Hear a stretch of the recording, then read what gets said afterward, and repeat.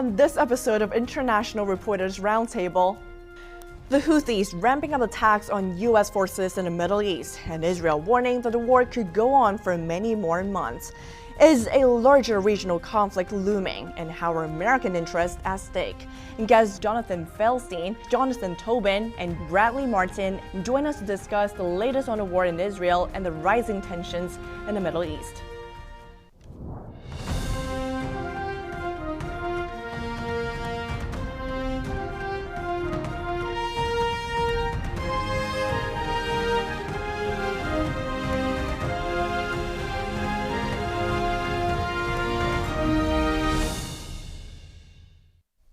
Welcome to International Reporters Roundtable. I'm your host, Iris Tao. Our discussions bring together journalists and experts from around the world. They help us uncover hidden information and details of conflicts, alliances, and connections in a deep dive. This week, Yemen's Houthis, backed by Iran, ramping up attacks on U.S. forces in the Middle East and on Israel. Israel warning that the war will go on for many more months and that it's being targeted on 7 different fronts. And the world's been impacted by the war in Israel. It's on the news and in our social media. Many are affected personally and some tragically. How are lives impacted and what's happening right now in Israel? And how should we handle information we are receiving? Furthermore, what's the possibility of a greater conflict looming? Our guest journalists today will provide their expertise on these issues through their extensive experience. And time to meet our panel. And joining us, Jonathan Tobin. The editor-in-chief of the Jewish News Syndicate is senior contributor at The Federalist and a columnist at Newsweek, and he's the host of the podcast Top Story. Jonathan's column, View from America, appeared for many years in the Jerusalem Post. Next, Bradley Martin, with degrees in Judaic Studies and National Security. He's the founder and executive director of the Chicago-based Near East Center for Strategic Studies. Bradley's writing has appeared in the Jerusalem Post, The Hill, The Washington Examiner, and the Epoch Times. And Jonathan Feldstein, born and raised in the U.S., he and his family moved to Israel in 2004. He's dedicated his life to providing a bridge between Christians and Jews, especially with his Genesis 123 Foundation. He's the host of the Inspiration from Zion podcast. His writings have focused on the October 7th attack and have been published around the world. Welcome, gentlemen. So first, let's get to Jonathan Feldstein. So how has the life in Israel changed after the war started in general and for you personally? Your son is on the battlefield. My son was home for 48 hours until about 2 hours ago and went back to Gaza. He got out and his whole unit went to visit the widow of a man who was in his unit and killed early on in the battle. And it's affecting us all personally, of course. My son is, as of next week, will be married 6 months and has spent half of his married life in the Army, which isn't really great for a relationship. But we're all dealing with it the best we can on an individual basis. Nationally, we're still in a sense of trauma, in a sense of grief, anger from the massacre that took place on October 7th. And that grief is compounded every day when we wake up and hear the news of the latest 2, 3, 5, even 10 soldiers one day who have been killed. The economy's been impacted widely.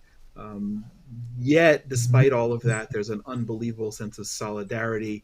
The soldiers with whom I've met, on behalf of the Genesis 123 Foundation, we've been giving out army jackets like you see on the back of my chair here to keep soldiers warm in the winter. And the soldiers are motivated and their families are very, very supportive, and we as a country are unusually united in the face of this war. And we're certainly hearing a lot about that here in the U.S. So now moving to what's happening right here in the U.S., Jonathan Tobin, are you surprised by the increasing support for the pro-Palestinian movements right here, especially as we're seeing from ongoing protests around the country as well as from some elected officials? Well, I think the calculations of Hamas were wrong in some respects. They thought Israel would not respond the way it has. They thought they could get away with it, and they were wrong about that. But they were right in one respect. They thought the spectacle of the greatest mass slaughter of Jews, the largest mass slaughter of Jews since the Holocaust, would set off, instead of a backlash against them and their cause, that it would generate a wave of anti-Semitism around the world, and they were right. I think the genesis of this wave of anti-Semitism is not so much a genuine concern for the Palestinians as it's a function of ideology.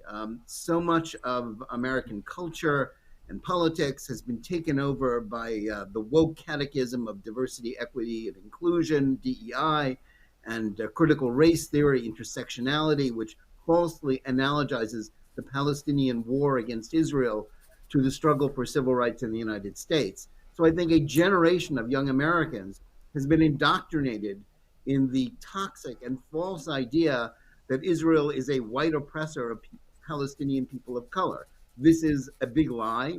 The war in the conflict between Jews and Arabs is not racial. Jews and Arabs are the same race.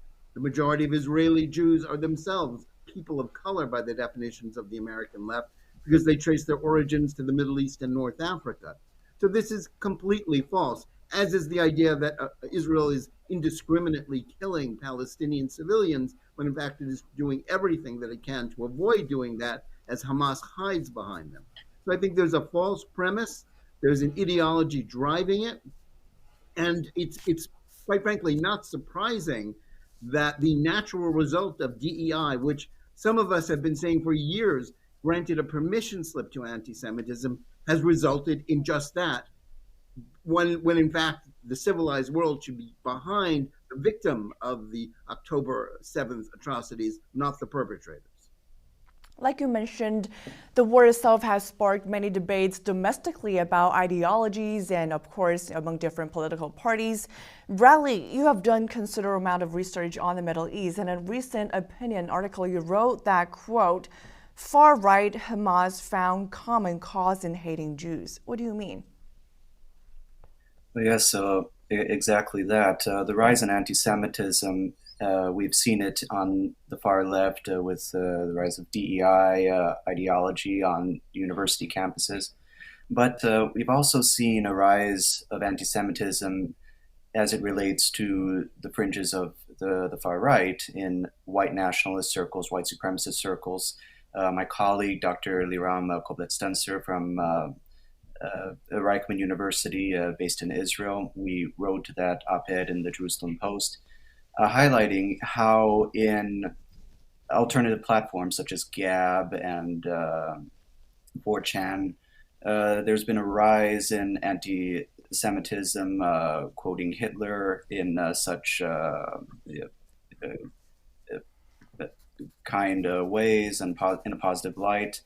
And on a surface level, that may seem surprising, but as we've seen in November, Israeli President Isaac Herzog showed to the BBC a copy of Mein Kampf by Adolf Hitler that was found on the body of a Hamas terrorist in northern Gaza. So this is a connection that's been going as far back as the inception of Palestinian identity itself with Haj Amin al-Husseini going to Nazi Germany to try and persuade Adolf Hitler to extend his genocide to the Jews of the Middle East. So this rise in anti-Semitism, we've been seeing it across the spectrum from the left, but also on the right. And it shows that whether it's socialism, communism, or Nazism, they're two sides of the same coin. And Jonathan Tobin, do you agree with that? Well, I think that's certainly true to some extent. The anti-Semitism has always existed on the far right as on the far left. But the problem now is not a few, random extremists posting on, channels or, parts of the internet. The problem is the mobs on the streets of American cities, blocking traffic, disrupting Christmas celebrations, mobs on college campuses, intimidating Jewish students, all chanting for the destruction of Israel and the genocide of its population. These are phenomenon of the left. This phenomenon, unlike the far right, which has virtually no influence, on Capitol Hill or in American politics, the anti-Israel left, the DEI intersectional left, has enormous influence within our political system. It is exerting tremendous pressure on President Biden and his administration to back away from Israel. That is why the administration spends so much time talking out of both sides of its mouth about the war, because it's afraid of its own left wing, which it needs. Biden needs, his left wing to have any hope of beating former President Trump next November. So, And quite Jonathan frankly, Felstein, yes, losing that support. Exactly. A lot of attention right now on the Biden administration's response to the war going on right now. And Jonathan Felstein, I see you nodding your head right there in response to that. And of course, as an American raised here in the U.S., of course, you're now in Israel. What's your reaction when you see such political debates unfolding here in the U.S.? Well, I think I agree with Jonathan, the other Jonathan, significantly. We're entering the actual year in which all of us are going to vote as Americans, and President Biden is just exactly Jonathan said, speaking out of both sides of his mouth. Different members of the administration doing the same, realizing that if they don't capture the far left of their party, they lose one state like Michigan, and President Biden becomes ex-President Biden again. And I think we're going to see unfortunate pressure and trends going in that direction simply because of American politics. Definitely, with 2024 coming up, a lot to watch for. We're going to take a break right now, and when we return, we'll dive deeper into the latest situation of the war with the news from Israel. We'll be right back.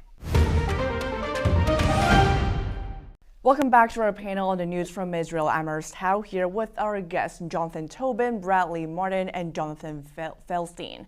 So right now we're going to keep diving into the news from Israel, but more on the economic side, and also with what's happening in the larger Middle East region, especially in the Red Sea. So first, Jonathan Felstein, you're in Israel. What's the economy like there right now, and how has it been in fact impacted by the war going on? The economy's taken a very big hit. If you go back to October 7th, some 300,000 reservists were called up and some 360,000 showed up, and that represents about 15% of our workforce now in the Army, which means that people are not being productive. Women like my daughter, who's home alone with 3 kids when my son-in-law goes into the Army, have to struggle to keep working in order to pay the bills while he's in the Army, and grandparents like us are stepping in to fill in the gaps, and that's taking place times tens of thousands all over the country. The tourism industry, which is a big component of the economy here, has been decimated. Some are coming back. Airlines are not flying. One of the biggest areas that's been hit in the economy is the agriculture, because tens of thousands of foreign workers who were working in the agriculture industry fled. And so we're seeing tremendous numbers of Israelis showing up to volunteer to pick lemons and grapefruits and persimmons. And my youngest son was picking lettuce this week with his pre-Army educational program. People are stepping up because, barring this, fruit and vegetables are going to rot on the vines, and that impacts our prices. The economy, the trickle down, is something we're going to be feeling here for probably most of 2024. And now switching gears to the larger region in the Middle East, Jonathan Tobin, the Houthis have been ramping up attacks on not only Israel, but also on U.S. forces in the Middle East. Especially this week, we saw that happening again. While the White House says it's considering redesignating the Houthis as a terrorist organization, has not done so yet. What do you think is going to take them to do it? And also, how do we actually deter other forces, such as the Houthis, from getting further involved? Well, there's a certain irony here. The Biden administration came into office determined to end the war against the Houthis that the Saudis were fighting with U.S. assistance. The Houthis are an Iranian proxy, and they were causing a lot of trouble, but they were sort of on their heels because of the Saudi counterattack against them. But because the Biden administration came in with this idea that, number one, it wanted to go back to the Obama era appeasement of Iran, which meant going easy on the Houthis. And it also took a very dim view of the Saudis as an unworthy ally of the United States. So what happened is that the Houthis were strengthened. They're back and forth, and they're now more dangerous than ever. So it's not surprising they're now attacking Americans. They're now attacking shipping in the Persian Gulf and in a very strategic area of the world in terms of communications. And it's time for this administration to get serious about defending, forget about Israel for a minute, defending American interests in the region, interest that Biden has acknowledged. But because of his foolish policy towards Iran, he has put himself in a position where he has to now choose between backtracking, which he doesn't want to do, and escalating to the point where he puts himself in danger of getting into an open conflict. Now, nobody wants a war in the Persian Gulf or a war with Iran, but the point is, because of the perceived weakness, and it's no longer really a perceived weakness, the United States has demonstrated weakness vis-a-vis Yemen, and now we're just reaping, that we've sown the wind with a policy of appeasement, and now we're reaping the whirlwind in the form of this Houthi terrorism, which poses a threat to the entire West. I want to go back to Mr. Feldstein right here. You were talking about the economic impact felt by everyday Israelis right now in the country. And of course, a war will bring more struggles to the people in that country. And speaking of U.S. involvement here, as the conflicts in the Middle East kind of escalate, do you think Israeli people would like to see more U.S. involvement? Or do you think it's better if the war does not get spread even further? I actually take a kind of radical position on this. I think that ultimately the war is going to spread, and whether it's U.S. involvement, which should be involved, because as Jonathan Tobin just said correctly, U.S. policies have emboldened the Iranians and all of their proxies around the world, including Hamas, what we saw just under 3 months ago. I think that the time has come that we no longer have the luxury to even think about kicking the can down the road. I spoke with many soldiers on the front line in the north this week who were talking about the necessity to go into Lebanon to take out the threat, because remember, they have 150,000 precision missiles that can take me out through the window behind me. And if they want to, and I suppose if I keep talking like this, maybe I'll be a target, but I'm fine with that. We need to take out the Houthis. We need to stop them. We need to show the Iranians that they can't play this game anymore. We need to take out everything we can in Lebanon. And we need to, if necessary, take it directly to Tehran and show that the Islamic regime there cannot continue to fund and threaten not just Israel, but the world. I hope the Saudis will get involved. I hope the Egyptians will get involved. I hope other sane actors in the world will get involved. But the question ultimately is, are we going to see actual involvement, or are we going to see more appeasement and running away like we saw the U.S. do in Afghanistan not that long ago? So we're talking about U.S. national security and interest right here. And Bradley, I want to ask you about the economic impact even further. So some major shipping companies, as we have seen, are forced to reroute or even cancel part of their operations in the Red Sea due to the ongoing attacks in that region. What are the larger economic ramifications of that right now?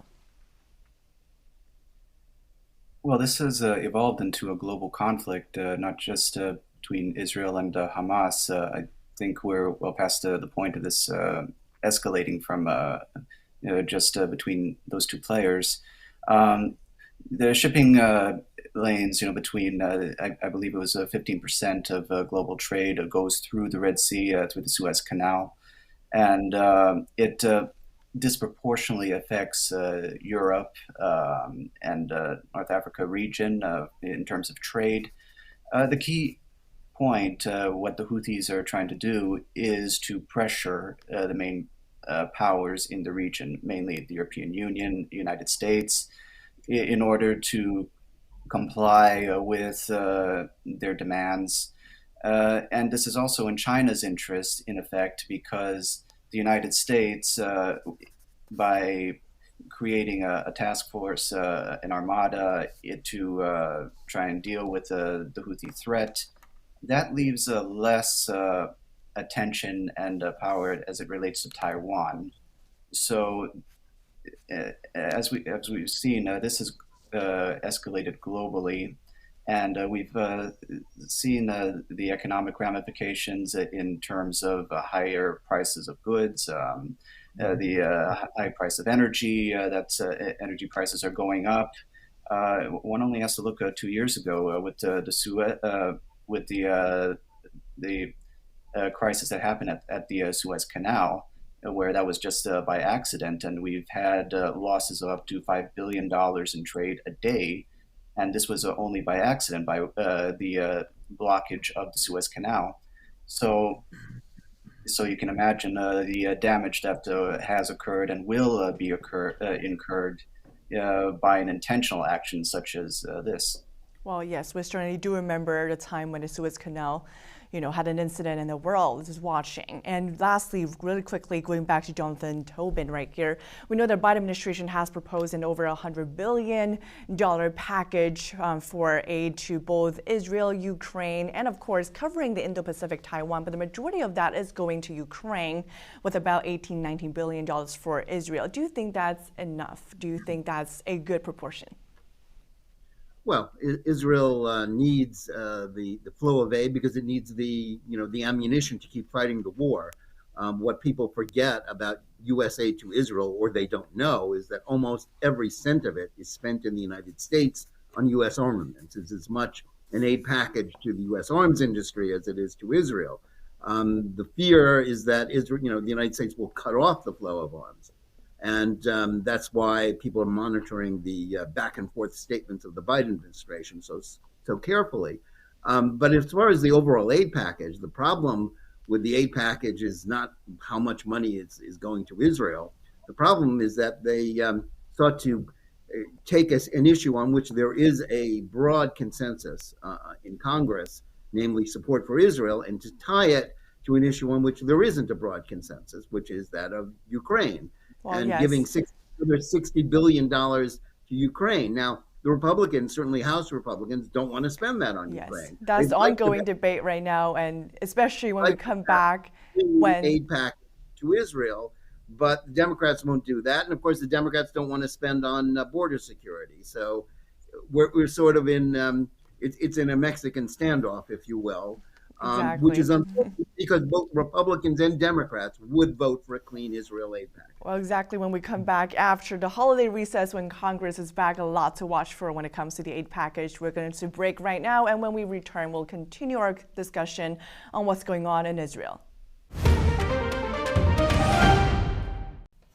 Welcome back to International Reporters Roundtable. I'm your host, Iris Tao. And now for the final part of our discussion today on Israel, we're going to dive into the political angle here. So first, Jonathan Feldstein. It appears that Israel is more united, as you mentioned, than ever before, as people are impacted right there. But there are still controversies surrounding the country's leader, Prime Minister Benjamin Netanyahu, among the Israeli people. Why is that?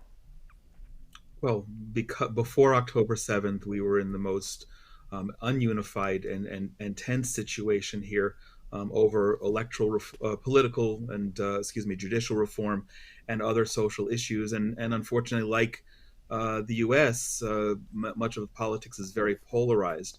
And right now we have a pause in that because of our unity, although I think that we're starting to begin to see some of it unravel. The unity is strong as it relates to fighting this war and winning and bringing home the hostages and defeating Hamas. We have a unity government with the Benny Gantz, who's a member of the opposition, who's joined the war cabinet and should be, but probably that's going to run out at some point soon-ish, and we probably will have elections here in 2024 as well. And the government inquiries will also find that leaders like Netanyahu and other military leaders all blame responsibility for the lack of preparedness that allowed October 7th to happen anyway. We can't take the blame off of Hamas, but we have a responsibility in the country, the political leadership, the military leadership, the intelligence, to have done a much better job that could have prevented it. And that will come back probably in 24 with new elections. And current polls are showing that Prime Minister Netanyahu, simply by elections, won't become prime minister again. And as you mentioned, yes, the judicial reform in Israel has caused controversy not only inside your country, but also here in the U.S., as President Biden has previously, in an interview, explicitly called out Netanyahu's cabinet for just that.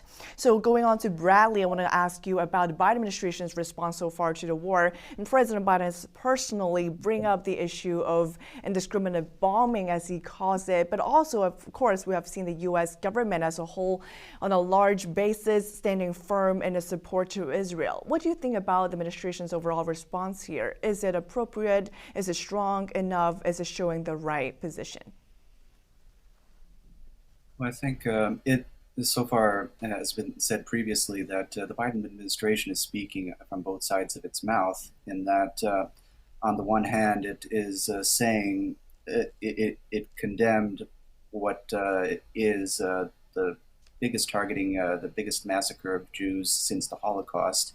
Yet on the other hand, he's been saying these very strange remarks, like you mentioned, with regard to indiscriminate bombing, which is not the case. Israel is, the IDF is one of the most moral armies in the entire world in terms of decreasing civilian casualties whenever possible and targeting the terrorists.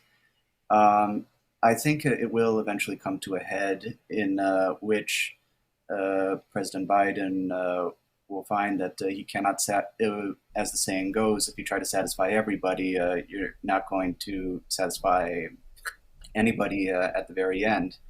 And we've already seen that, with grassroots Democrats saying that they will not vote for Biden in the upcoming election with regard to his stance on Israel.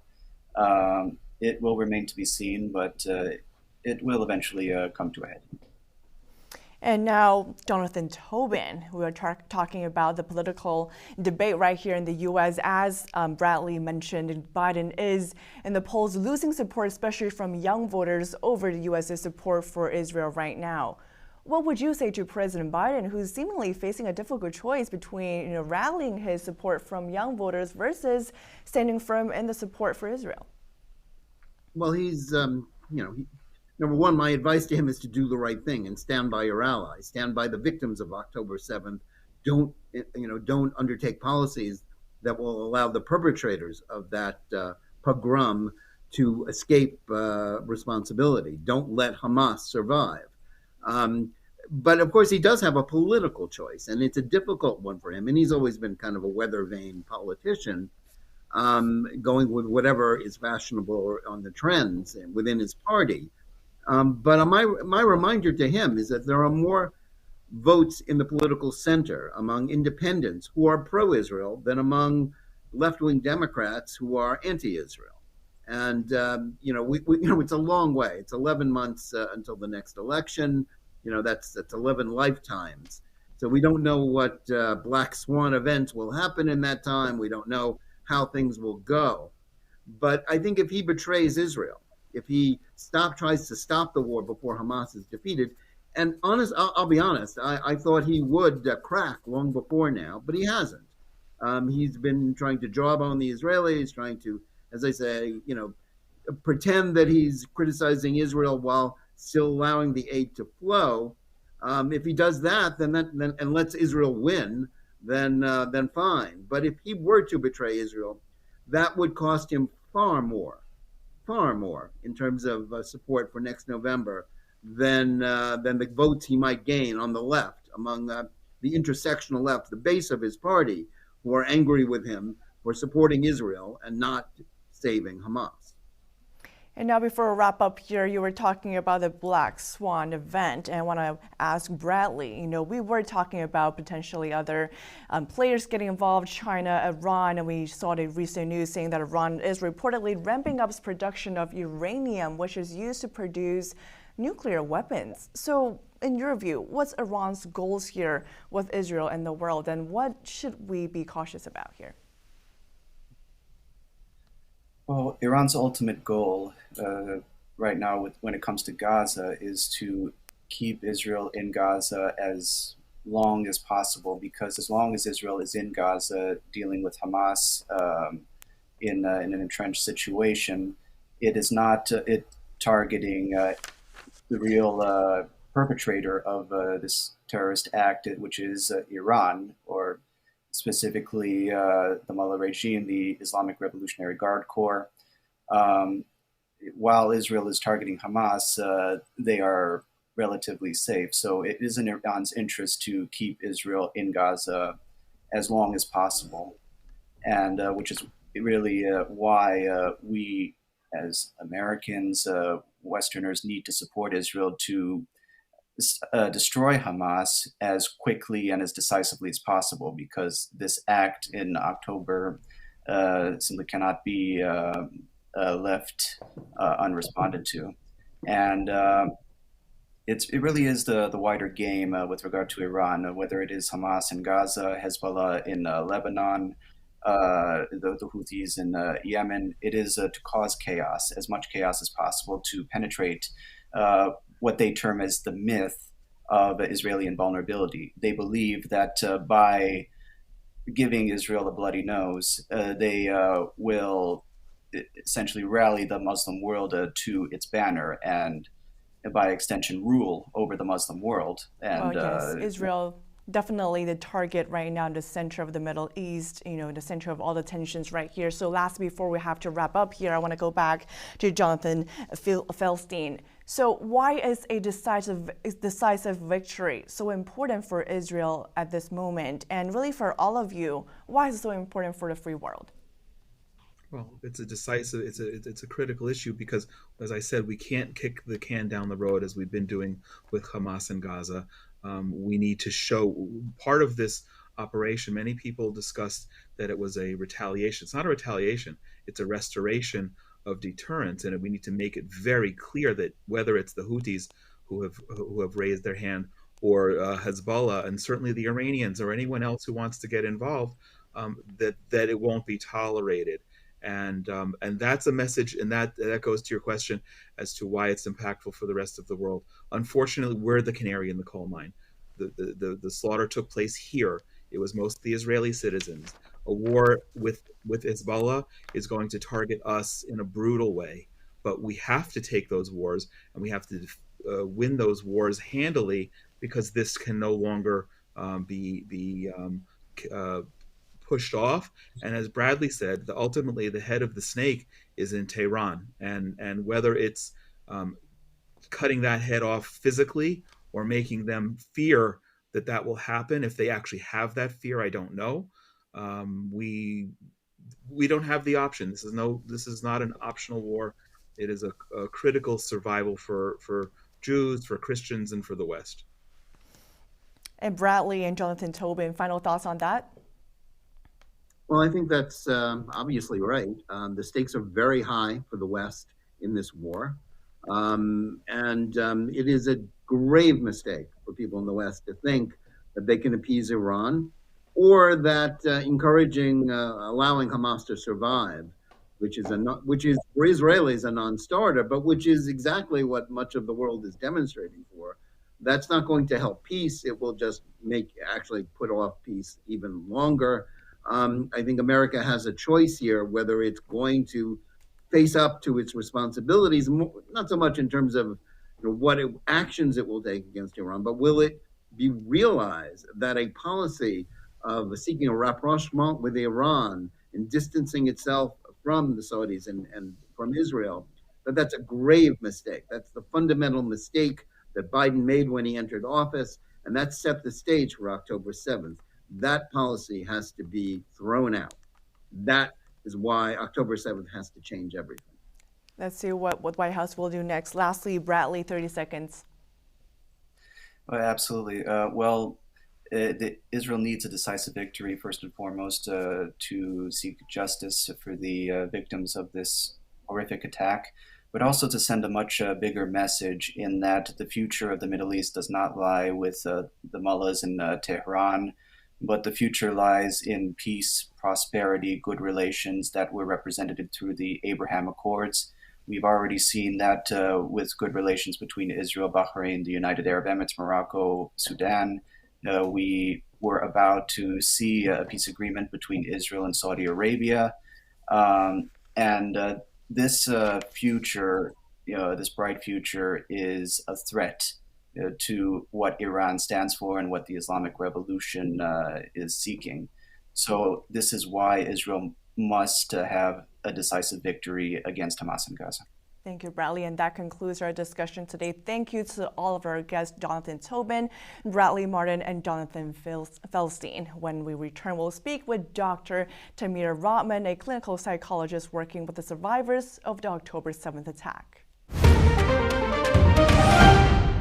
Welcome back to International Reporters Roundtable. I'm your host, Iris Tao. For the remaining of this program, we'll be speaking with Dr. Tamir Rotman, director of the Free Spirit Experience in Israel, a treatment program for at-risk youth. Tamir and staff have repurposed their community to help rehabilitate the survivors of the Nova Music Festival attack on October 7th. Tamir, welcome. Thank you very much, and thank you for having me. Thank you so much for joining us. So first, tell us about the work that you've been doing. What are you seeing and hearing from the survivors?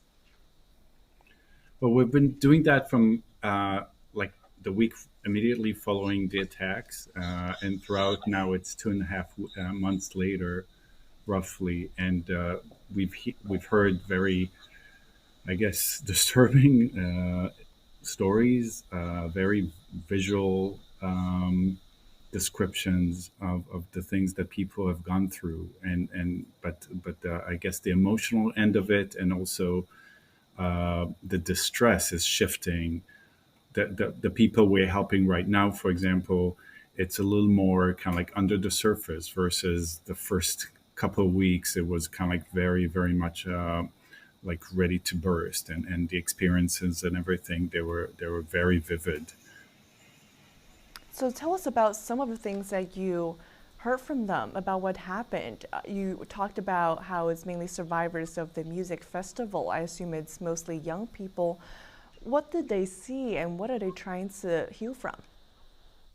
Absolutely. So it is mostly people in their 20s, mostly, and we talk trauma. So we talk about, first of all, the kind of like the response, the fight, flight, freeze responses, and people really connect with that and tell their stories through that. So from this guy who's been literally playing dead for 6 hours while his pockets are being searched and checking that he's dead, and bodies around him being shot, and that's one story, versus other people who have ran and kind of like heard the shots behind them and ran for about 36 kilometers, which is I think around 20 miles straight, no water, and kind of like trying to get to a safer location, not looking behind, and people who normally won't consider themselves being in shape. It's kind of like that's also that's the flight part of the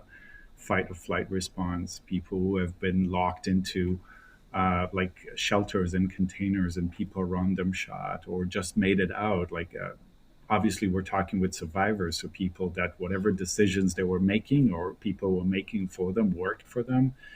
But a lot of guilt and a lot of really visual memories of those who didn't make it, or those who they had to run over or to get away from, or it like driving the cars and seeing, like one person described, like buckets of blood on the road, and cars being shot at, and everything. So it's been pretty horrid. And there are some, like in day and age, people also have some documentation on their phones that they're taking, and also there's a really interesting video that's combining the Israelis' phone videos versus the Palestinians' phone videos, and you see everything parallel. One end, kind of like, yeah, it's very disturbing, and it's very kind of like really meeting the core of cruelty, the core of violence. And that's very hard to hear, and of course for us to imagine right here in the U.S. I'm sure you're going through a lot there. And next, I would like to ask you, what kind of methods, what kind of healing techniques or mental health methods are you trying to use to help with the survivors about coming back to what's happening in the world? Yeah. So, and this is a really good question, and the methods or the depth of what we're doing is shifting from the, the the immediately following weeks after the attack, where it's very fresh, and our main focus is on helping people regain a sense of control in their lives, a sense of functioning, and a lot of it is based in the somatic and the sympathetic and parasympathetic system. So a lot of somatic experiencing like methods that have to do with triggering the parasympathetic system, helping the sympathetic system kind of like tone down and relax, and kind of like and the brain kick in and kind of like maybe distract some of the images, some of the things that people are experiencing, and helping them function. Free Spirit in general really believes in kind of like therapy through work, through doing things, through action, through functioning. So our participants, they come to a kibbutz, they are invited into our community. They cook with us. They do different projects. They work with clay. They work with yoga and with different kind of like more action oriented experiential therapies that stress both kind of like the therapeutic part, but also the functioning part. And as things progress, like so, just recently, we're a little more into the processing. There's a really very clearly expressed need to tell the story, and part of the professional community really talks about that shift from what we know about trauma work to what we're seeing here, and people really have that need to open it up and to express it, and we're trying to help them do that in a contained way, so through art, through painting, and through drawing and things like that, through like different methods of kind of guided imagery, and work like that helps them process it, but still stay safe and contained and protected. Wow, it's very impressive all that you are doing to help them. Thank you for doing that. And I want to move, of course, to a larger picture here. In addition to the survivors of the attack, all of us in the world, in Israel, in the US, around the world, we are feeling the impact of the war right now. What would you advise people, including Jews in the US and around the world, to do right now as they're going through such hard times? How can they heal? That's a super deep question, and I think there are different things you can do around that, and we know, like mainly since I happened to be in the U.S. During the 9/11 attacks, and mainly since then, we know about secondary trauma and vicarious trauma for people like therapists and first responders that are experiencing it through the people who are experiencing it firsthand, and we know that's also very traumatic. So, really regulating your exposure to different things. So your exposure to pictures, your exposure to the news is super important to regulate that. I know in the U.S. there's a lot of conflict between kind of like the shockwaves of the war, and everything's happening both on the Jewish side of it and the Palestinian side of it, and the rest of the U.S. is kind of like gets tangled into it. And really, what I recommend is staying balanced and not being too reactive, and not kind of like and trying to. There's always at least two sides to the story, and recognizing that and reaching out in peace and trying to understand each other rather than to fight, and rather than to kind of like what's called demonizing the other side. It's very human to try to do that when you're being attacked, or you feel like you're being attacked, to demonize the other side, like it's not human. And I think it's so important to have a conversation that's not so heated, that's open, that's listening, and part of like what's really amazing in for our participants that we see that's so amazing is coming out of those atrocities and that level of violence. One of their main responses to being welcomed into our community is saying like it's helping us regain this trust, or this kind of like belief into human nature. and really helping each other and reaching out for people, even within your community, if you can outside of your community, and with an open heart. I think that really has a potential of balancing that out and bringing some good in the background of everything that's happening. I think it's so crucial. There's so much fighting. There's so much hatred going around. We don't need to contribute to that. Wow, faith in human nature, that's so important, especially as the war is now spreading into a much larger debate about politics, different countries, different sides, and it is a heated debate going on. And thank you so much for reminding us of that important fact that we need to stay hopeful and faithful in our shared human nature as humans. Thank you so much for joining us, Tamir, and for your work. Your commitment to service is deeply appreciated, and our hearts are with you and all the people that you're helping. Thank you so much. Thank you so much for having me. I really appreciate it. Thank you. Finally, to all you brave journalists out there honoring our journalists' golden rule, seek the truth and report it. Thank you. I'm Iris Tao. Thank you for joining us on International Reporters Roundtable. Until next time.